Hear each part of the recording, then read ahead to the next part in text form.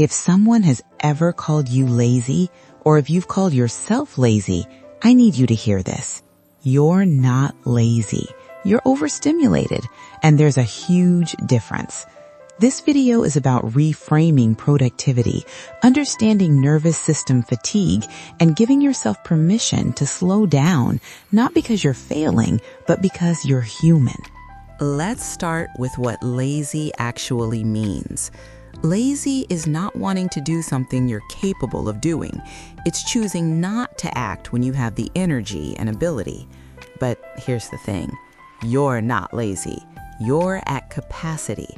There's a difference between unwilling and unable, between choosing not to do something and not having the resources to do it.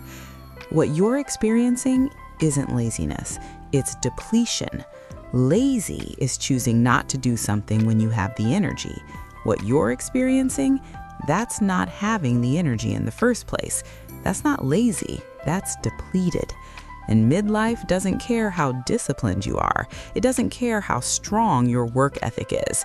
It's going to make you tired anyway. So let's talk about what overstimulation actually looks like, because it's not always obvious. Overstimulation is constant input, screens, notifications, decisions, demands. It's chronic stress that never turns off. It's the mental load that runs in the background, always. Even when you're doing nothing, your brain is managing everything, remembering, anticipating, planning, holding. And then add hormonal changes. Estrogen and progesterone levels that swing unpredictably, sleep that's disrupted, night sweats, racing thoughts, a body that won't settle.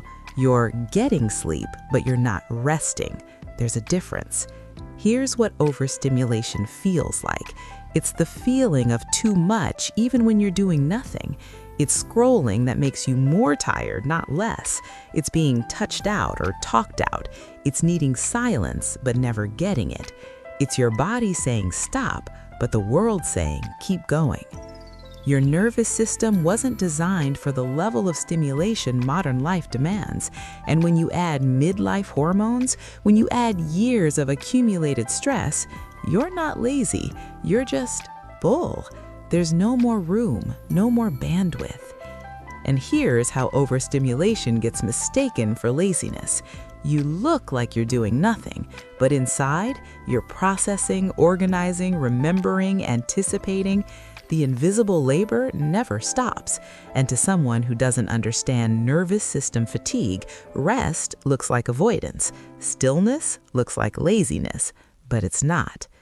When someone tells you to just push through, they're telling you to ignore your body's signals. That's not motivation, that's harm. Because pushing through exhaustion doesn't create energy, it depletes what little you have left. So what actually helps? Not more discipline, not more effort. What helps is reducing input, less scrolling, less news, fewer decisions. It's creating buffer time, space between tasks, not rushing from one thing to the next without pause. It's saying no without guilt, without over-explaining, without apologizing. Just, I can't make it. Your energy is not up for negotiation. It's honoring your body's need for less. One social event per weekend instead of 3. The same breakfast every day, one less decision. Phone on Do Not Disturb more often. Letting some things go undone. These aren't failures, these are adaptations. You don't need to fix yourself. You need to remove some of the pressure. There's a difference. And here's the permission you might be waiting for. You're not lazy for needing less. Capacity changes don't equal worth changes.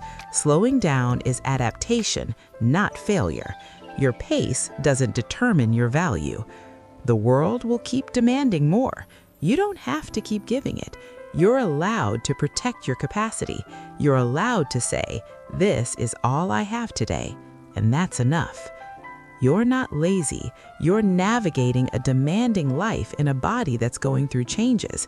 And sometimes the most radical thing you can do is slow down without apologizing for it. If this resonated, I'd love to see you here for more calm, honest conversations about midlife. Subscribe if you like. Leave a comment below if you'd like to chat.